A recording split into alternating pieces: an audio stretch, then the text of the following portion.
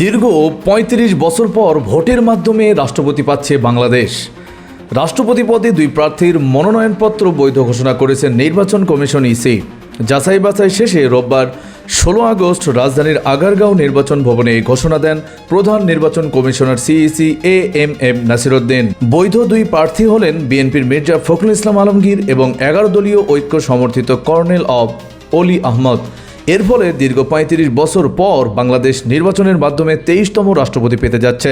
১৯৯১ সালে রাষ্ট্রপতি নির্বাচনে একাধিক প্রার্থী থাকায় ভোট হয়েছিল। এরপর থেকে প্রতিবারই ক্ষমতাসীন দলের মনোনীত প্রার্থী বিনা প্রতিদ্বন্দ্বিতায় রাষ্ট্রপতি হয়েছেন।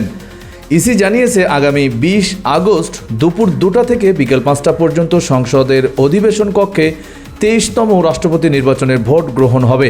ইসি সচিবালয়ের সিনিয়র খতিব আক্তার আহমেদ গত ১১ আগস্ট সাংবাদিকদের জানান, রাষ্ট্রপতি নির্বাচনের ছাপানো ব্যালট পেপারে দুটি অংশ থাকবে, একটি মুড়ি, অন্যটি ভোট। মুড়িতে ব্যালটের ক্রমিক ভোটারের নাম, বিভক্তি নম্বর ও স্বাক্ষরের জন্য একটি ফাঁকা জায়গা থাকবে। ফাঁকা স্থানে স্বাক্ষর করে ব্যালট নিতে হবে ভোটারকে।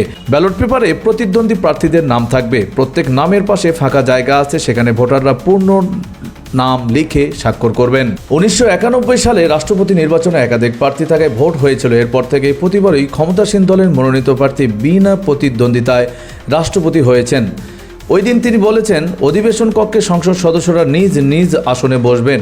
আমরা যারা সহায়ক কর্মকর্তা তারা ব্যালট পেপার পৌঁছে দিব। তারা তাদের মনোনীত প্রার্থীকে ভোট দিয়ে সামনে থাকা ৩টি ব্যালট বক্সের যে কোনো একটিতে জমা দেবেন। এই নির্বাচন সরাসরি সম্প্রচার করা হবে। বিকেল ৫টার পরে ভোট গণনা করে ফলাফল ঘোষণা করা হবে।